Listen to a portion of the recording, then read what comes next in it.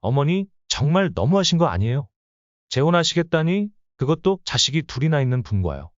왜 병철이랑 제가 재혼하면 안 되는 이유라도 있나요? 그쪽도 자식들은 다 결혼하고 혼자 사신다면서요. 그런데 어머니, 저희 생각은 전혀 안 하시는 건가요? 어머니 돌아가시면 생판 모르는 사람과 싸워야 할 일 생기잖아요. 싸우다니 그게 무슨 말이니? 이런 말씀 드리기 죄송하지만 유산 문제로 싸울 수도 있잖아요. 너 지금 설마 고작 돈 때문에 이 엄마 재혼을 반대하는 거니? 그것도 아직 시퍼렇게 살아있는 내 앞에서? 네, 그래요. 어머니가 잘못된 결정을 하시는 걸 보고만 있을 수는 없으니까요. 차라리 불효자가 되겠습니다. 오늘도 행복한 노년을 위한 사연 보따리를 들고 왔습니다. 사연의 주인공은 서울에 사시는 인자 할머니입니다. 할머니의 사연을 정리하면서 저도 자식들이 어쩌면 이럴 수 있을까 싶었는데요. 사연을 들으시고 어떤 말씀이라도 댓글로 남겨주시면 할머니께 힘이 될 것 같습니다. 응원의 한마디, 따끔한 한마디, 무엇이든 좋습니다. 그럼 바로 시작하겠습니다. 안녕하세요. 저는 올해로 딱 64살이 된 인자입니다. 솔직히 이런 말을 하는 것도 조심스럽지만 저 같은 일을 겪는 다른 분께 도움이 될까 싶어 용기를 내봅니다. 저는 남들보다 비교적 빨리 결혼했습니다. 18살, 세상 물정도 모르던 꽃다운 나이였지만 행복이 가득했죠. 남편을 자랑스러워했고 둘만의 삶도 좋았습니다. 아이들이 태어나면서 오래가진 않았지만요. 첫째, 둘째, 셋째 모두 아들이었어요. 사내아이 셋을 키우는 건 힘든 일이었지만 해마다 자라는 아이들을 보며 엄마로서 뿌듯했습니다. 그러나 하늘도 무정하시죠. 남편에게는 심각한 결점이 있었습니다. 바로 매일같이 마시는 술이 문제였죠. 술을 마시지 않을 때는 다정하고 성격도 좋았지만 그놈의 술이 문제였습니다. 결국 남편은 젊은 나이에 간질환으로 저를 떠나버렸습니다. 아들 셋만 남겨둔 채로요. 하루아침에 과부가 된 저는 어떻게 살아가야 할지 막막했습니다. 하지만 그때 저희 막내가 그러더군요. 아빠 어디 갔냐고. 아들들을 이대로 방치할 수 없었기에 저는 엄마로서 힘을 냈습니다. 이를 악물고 돈만 벌 수 있다면 무엇이든 했습니다. 그렇게 힘겹게 돈을 모아서 차린 것이 바로 10평짜리 분식집이었습니다. 작은 가게였지만 세 아들을 키우는 데는 부족함이 없었습니다. 저희 상황이 좋아진 건 뜻밖의 계기였습니다. 당시 같은 동네에 살던 이웃 중에는 남편이 증권가에서 일하는 여자가 있었는데 어느 날 분식집에 와서 자기 친구들과 신나게 무언가를 떠드는 겁니다. 자세히 귀를 기울여 보니 조금 있으면 반도체 주식이 뜰 거라며 삼성전자를 사라 오고 하더군요. 정작 그 친구들은 여자의 말을 진지하게 듣는 것 같지는 않았지만 저는 아니었습니다. 많은 돈은 아니었지만 조금씩 모아둔 쌈짓돈으로 삼성 주식을 사기 시작했습니다. 당시에는 앞길이 워낙 막막하다 보니 지푸라기라도 잡는 심정으로 산 거였죠. 그런데 시간이 지날수록 주식이 오르는 게 아니겠어요. 해서 돈이 생길 때마다 주식을 조금씩 모았습니다. 결과적으로 주식이 한창 비쌀 때 팔아서 그때 분식집을 운영하던 3층짜리 허름한 건물을 살 수 있었죠. 요즘과는 달리 건물값이 저렴해서 가능한 일이었습니다. 시간이 지나며 건물값도 오르고 분식집도 잘 되었죠. 아들들은 모두 대학에 진학해 아르바이트도 하며 열심히 살아가고 있었습니다. 그 사이 여러 차례 주변을 통해 재혼 권유를 받았지만 모두 거절했습니다. 다 큰 자식들에게 보기 부끄럽다는 게 이유였죠. 하지만 실은 또다시 사별할까 두려워서였습니다. 사랑하는 사람을 또다시 잃기는 정말 싫었거든요. 건물세에서 나오는 돈은 모두 자식들이 필요할 때마다 아낌없이 지원했습니다. 아이들이 결혼할 때는 집을 사는데 보탰고 사업하는 둘째에게는 사업 자금으로도 도와주었습니다. 아버지의 빈자리에도 불구하고 자식들이 가정을 이루고 잘 살아가는 모습이 자랑스러웠고 저에게는 그것이 유일한 기쁨이었죠. 아이들이 온갖 필요로 저에게 손을 내밀 때마다 저는 거절하지 않았습니다. 마치 화수분처럼 말이죠. 제 하루 주요 일과는 건물 앞을 청소하는 것입니다. 아무래도 제 건물이니 잘 관리해야 한다는 의무감이 생겨서죠. 그래서 대부분 사람들은 제가 건물 주인이라고 생각하지 않고 그냥 청소하는 할머니 정도로 생각합니다. 그러던 어느 날이었습니다. 제가 평소처럼 건물 앞을 청소하려고 하는데 웬 덩치 큰 아저씨가 먼저 빗자루질을 하고 있는 게 아니겠어요. 누군가 싶어 자세히 보니 나이도 저와 비슷해 보였습니다. 그래서 누구신가 싶어 조심스럽게 지켜봤습니다. 그런데 조금 지나자 건물 1층에 새 들어있는 커피 가게의 주인 청년이 나오더라고요. 그러더니 그 청년이 열심히 빗자루질을 하던 아저씨에게 아버지, 이제 그만하고 들어오세요. 6라고 말하는 겁니다. 제 건물 앞을 청소하던 아저씨의 정체가 바로 1층 가게 주인의 아버지였던 겁니다. 저로서는 다소 놀라운 일이었습니다. 1층 청년이 젊긴 했지만 그의 아버지가 저렇게 젊고 건강할 줄은 몰랐으니까요. 나중에 들은 이야기이지만 그분은 젊을 때부터 운동으로 몸을 단련했다고 하더군요. 그때 저를 알아본 청년이 꾸벅 인사를 했습니다. 그것이 저와 병철 씨와의 첫 만남이었어요. 그의 이름은 병철, 3년 전에 아내를 사별했고 저보다 1살 위더라고요. 저희 둘은 누가 먼저랄 것도 없이 정말 금세 가까워졌습니다. 지금 생각해보면 서로 혼자 지내다 보니 외롭기도 하고 1살 차이로 통하는 것이 많아서 그랬던 것 같아요. 병철 씨는 정말 반듯하고 차분한 사람이었어요. 커피 한 잔을 마실 때조차 먼저 무엇을 먹을지 물어봐주고 제 입맛에 맞는지 신경 써주었습니다. 이런 친절함이 식지 않았으니까요. 나이 들어 이런 남자 친구가 있는 것도 좋겠다 싶었습니다. 상황이 급변한 것은 아들들이 제 연애를 눈치챈 후부터였습니다. 말하기도 어려운 이야기였지만 혹시나 저 같은 어려움을 겪는 분들이 계시면 용기를 내어보시라는 마음에 말씀드리겠습니다. 언제부터인지 우리는 약속이라도 한 것처럼 건물 앞을 청소하는 것으로 하루를 시작했습니다. 평소처럼 둘이 빗자루질을 하고 있는데 저 멀리서 날카로운 시선이 느껴졌습니다. 고개를 들어보니 둘째 아들이 잔뜩 상기된 얼굴로 저희를 노려보고 있었습니다. 저는 반가운 마음에 손을 들어 인사했죠. 누군지 궁금해하는 병철 씨에게 제 둘째 아들이라고 소개하자 그도 반가운 마음에 인사하고 싶어 했습니다. 그래서 저희 두 늙은이가 둘째 아들에게 가까이 다가갔습니다. 그런데 웬걸 둘째 아들이 다짜고짜 병철 씨에게 달려들어 멱살을 잡는 게 아니겠어요. 당신 우리 엄마한테 뭘 뜯어먹으려고 이러는 거야. 3라고 말하며요. 지금 생각해도 정말 아찔한 광경이었습니다. 다행히 병철 씨는 차분하게 나는 아무것도 뜯어낼 생각이 없다. 이고 말했습니다. 하지만 이미 둘째 아들은 눈이 돌아간 상태였습니다. 녀석은 계속해서 병철 씨의 멱살을 붙잡았고 제가 곁에서 말리자 오히려 저에게도 성을 내더군요. 어머니, 정말 너무하신 거 아니에요? 너무하다니 대체 뭘? 이른 아침부터 나타나 공개적으로 엄마를 망신주는 그 녀석이 대체 뭐가 그렇게 억울한 걸까요? 하지만 둘째는 정말 억울하다는 듯 소리쳤습니다. 저희가 버젓이 있는데 새 남자를 집에 들이시다니 나이 먹고 부끄럽지도 않으세요? 아들의 말을 듣자마자 가슴이 쿵하고 내려앉는 것 같았습니다. 아, 그래, 이제 나는 연애를 하는 것마저도 자식 눈치를 봐야 하는 존재가 되었구나. 나의 연애는 더 이상 축복이 아니라 가족에게 부끄러운 일이구나 하는 생각이 머리를 가득 채웠습니다. 그때 병철 씨가 자기 멱살을 잡고 있던 둘째의 손을 거칠게 풀더니 호통을 쳤습니다. 아무리 그래도 그렇지. 어머니에게 무슨 말버릇인가? 지금까지 병철 씨는 멱살을 풀지 못한 것이 아니라 저를 위해 참고 있었던 거였습니다. 병철 씨의 강한 호통에 놀란 것인지 둘째는 잠시 당황한 모습을 보였습니다. 하지만 그것도 잠시, 녀석은 곧 두 눈에 불꽃을 켜고 고래고래 소리를 질렀습니다. 우리 집안일에 당신이 뭔데 끼어드는 거요? 그리고 나이 들어서 남자나 밝히는 게 부끄러운 짓이지. 내가 뭐가 틀렸다는 거고. 저는 그제야 깨달았습니다. 제가 자식 교육에 실패했다는 것을요. 아이들 개성이 강하긴 하지만 누구 하나 모자람 없이 잘 키웠다고 생각했는데 말입니다.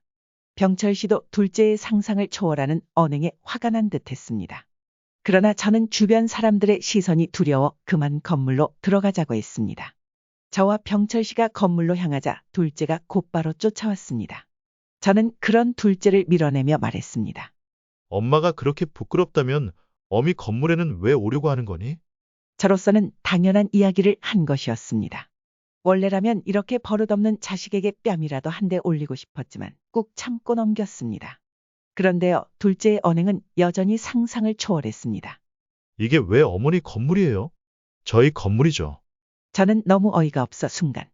너 지금 뭐라고 했니? 다시 한번 말해봐라. 일라고 했습니다. 건물이 왜 내 건물이니?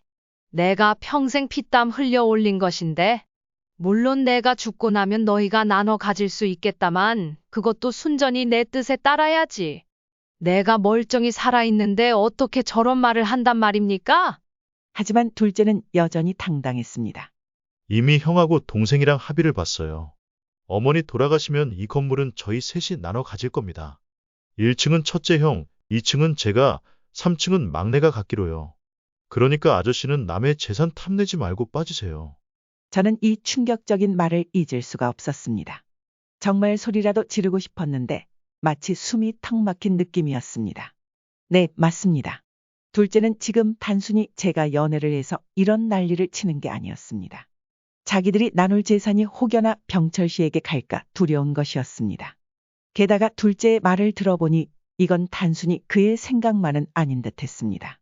제가 멀쩡히 살아있는데 셋이서 자기들 몫을 나누고 있었다니요. 이건 폐륜이자 평생 자기들을 위해 헌신해온 어미에 대한 배신이었습니다. 제 손은 떨리고 있었습니다. 울분이 치밀어 울고 싶었지만 둘째의 말에 가슴이 뻥 뚫려버린 듯 허탈해졌습니다. 지금 당장 여기서 나가게. 그렇지 않으면 경찰에 신고할 걸세. 제 상태를 확인한 병철 씨가 저를 대신해 둘째에게 경고했습니다. 둘째는 당신이 뭔데 나서냐 사며 한 차례 더 난동을 부렸지만 제가 조용히 병철 씨의 손을 붙잡자 물러났습니다. 하지만 둘째는 마지막까지 도발적인 말을 남겼습니다. 곧 형하고 막내도 데려와서 이 꼴을 보여줄 겁니다. 다른 사람도 아니고 어머니가 저희를 이렇게 배신할 줄은 몰랐네요. 그 순간 당장 나가라고 외치고 싶었지만 힘이 없어 말이 나오질 않았습니다. 그렇게 며칠을 쓰러지듯 집에만 있었던 것 같습니다. 아이들만 믿고 살아온 지난 시간들이 처음으로 후회스러웠습니다. 다행히 병철 씨가 저를 간호해준 덕분에 버틸 수 있었습니다. 아들의 폐륜적인 행동에 깊이 상처받았지만 아이러니하게도 곁에서 입맛이 없어도 먹어야 한다.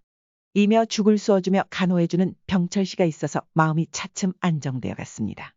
그때 병철 씨의 진실한 마음을 느낄 수 있었죠. 하지만 행복의 단맛은 오래가지 않았습니다. 둘째는 자기가 한 말을 결국 지켰고 삼형제가 기어이 제게 온 것입니다. 아들들이 온다는 소식에 병철 씨는 제 곁을 지키겠다고 했습니다. 어떤 망신을 당하더라도 당신 혼자 힘든 것보다는 낫지 않겠냐. 이며 저를 위로해 주었고 그 마음이 정말 고마웠습니다. 제게도 희망은 있었습니다. 믿음직한 첫째와 사랑 많은 막내를 내심 신뢰했기 때문입니다. 녀석들은 모두 제 사랑을 듬뿍 받고 자란 아이들이니까요.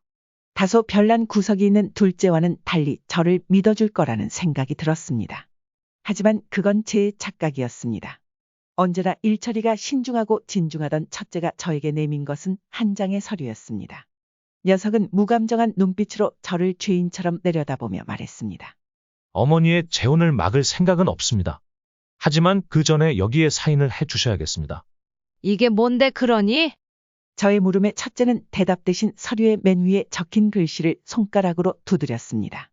부동산 소유권 이전에 관한 서류였습니다. 제 모든 권리를 포기하고 아들들에게 넘기라는 것이었죠. 저는 어이가 없어 그저 눈만 깜빡거렸습니다. 눈물이 차오르기 시작한 순간 막내가 눈에 들어왔습니다. 너도 형들하고 같은 생각이니? 제발 막내만은 다른 생각이길 바랐습니다. 하지만 막내는 애써 제 시선을 피하고 있었습니다. 녀석도 형들과 같은 생각을 하고 있었던 것입니다. 저는 참담함에 고개를 푹 숙였습니다. 내가 후회되는 자식을 키웠구나. 나지막이 내뱉은 한마디였습니다. 그 말을 들은 둘째가 대뜸 화를 터뜨렸습니다. 지금 저희를 후회되는 자식이라고 하신 거예요? 어머니, 제발 정신 좀 차리세요. 지금 저희가 어머니 때문에 동네에서 얼굴도 못 들고 다닌다고요. 옆에 있던 병철 씨의 주먹이 부르르 떨리는 게 보였습니다. 아마 진작에 나서고 싶었겠지만 제 자식들이라 참아주고 있었던 것 같습니다. 하지만 이건 제가 해결해야 할 문제였습니다. 저는 조용히 서류를 들고 아들들이 보는 앞에서 쫙쫙 소리를 내며 찢어버렸습니다. 갈기갈기 찢어진 서류 조각들이 제 눈앞에서 흩날렸습니다. 새 아들이 곧바로 소동을 벌이려는 기색이 보였지만 저는 그걸 용납할 생각이 없었습니다. 자랑스럽게 키운 새 아들을 둔 엄마는 이제 방금 죽고 없었습니다. 둘째야, 나더러 정신 차리라고 했었니? 서늘한 제 말투에 상황이 달라졌음을 깨달았는지 둘째는 우물쭈물했습니다. 저는 그런 녀석이 가소로워 코웃음을 쳤습니다. 저를 대체 뭐로 보고 이렇게 셋이 쪼르르 몰려와 겁박한 것일까요?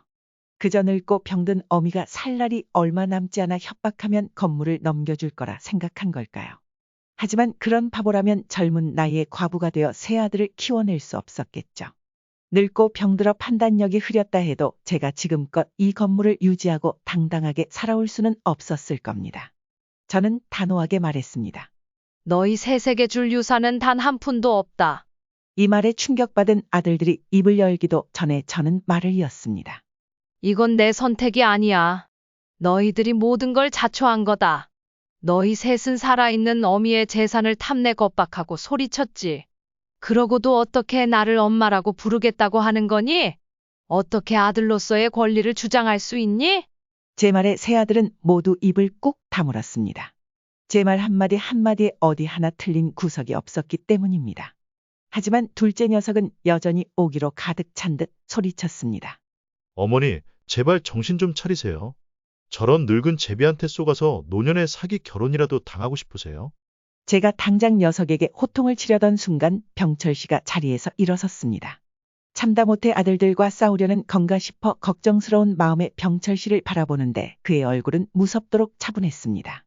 그건 둘째의 주장처럼 늙은 제비의 비굴함 따위가 아니었습니다. 병철 씨는 차분히 자신의 주머니에서 차키를 꺼내 책상에 놓았습니다. 고급 외제차의 키였죠.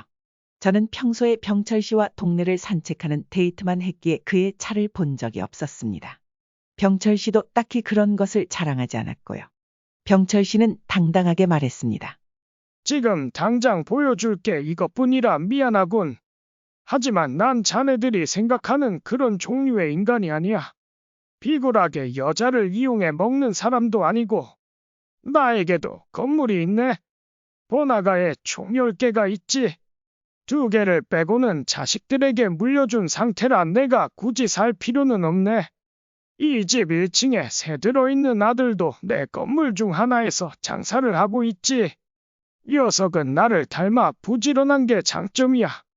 덕분에 건물만 관리하고 살아도 되는 인생이지만 체인점 사업을 경험하고 싶어서 일부러 이곳에 들어온 거야. 만약 나와 그대들의 어머니가 재혼하게 된다면 객관적인 재산은 내 쪽이 훨씬 많을 걸세. 생전 처음 듣는 이야기라 저는 어안이 벙벙했습니다. 병철 씨는 미리 말하지 못해 미안하다며 제 손을 꼭 잡았습니다. 나중에 들으니 병철 씨도 혹여나 자식들이 저를 오해할까봐 미리 말하지 못했다고 합니다. 이미 같은 일을 겪는 입장이니 그 마음을 이해하지 못하는 건 아니었습니다. 눈앞에서 진실을 들은 자식들의 얼굴에는 여러 감정이 교차했습니다. 첫째는 병철 씨의 말이 사실인지 확인하려고 들었습니다. 그러자 병철 씨는 당당한 표정으로 건물 주소를 알려주며 등기부등본을 떼어 소유자를 확인하라고 답했습니다. 세 아들은 혼란스러운 표정을 지으며 자리를 떠났습니다. 며칠 뒤 첫째에게서 연락이 왔습니다. 자기들이 잘못했다며 어머니와 병철 아저씨를 찾아뵙고 사죄드리고 싶다고 하더군요. 병철 씨의 말이 사실이었음을 확인한 것이었습니다. 하지만 이미 버스는 떠난 상황이었습니다. 이제라도 아들들을 용서하고 잘 지내면 되지 않겠냐는 모성이 제 가슴을 저리게 만들었습니다. 하지만 그 마음을 꾹 눌렀습니다. 이미 제 가슴은 갈기갈기 찢어졌고 전화 너머로 첫째가 애걸하는 목소리가 들려왔지만 저는 단호하게 전화를 끊었습니다. 그들의 사과가 저를 향한 것이 아니라 제가 가진 재산을 향한 것임을 분명히 알았기 때문입니다. 현재 저는 병철 씨와 결혼을 준비 중입니다. 나이도 나이인 만큼 거창한 결혼식보다는 조용한 시골에서 소박하게 결혼식을 치르고 싶은 게 저희 둘의 소망입니다. 이번 일을 겪으면서 많은 생각을 했습니다. 결국 행복은 자기 스스로 만들어가야 한다는 것을 다시금 깨닫게 되었습니다. 인자 할머니의 사연은 여기까지입니다. 들으시면서 어떠셨나요? 솔직히 저는 사연을 들으면서 정말 멋진 어르신이라는 생각이 들었습니다. 60대에 이런 결정을 할 수 있었던 용기가 놀랍기도 했고요.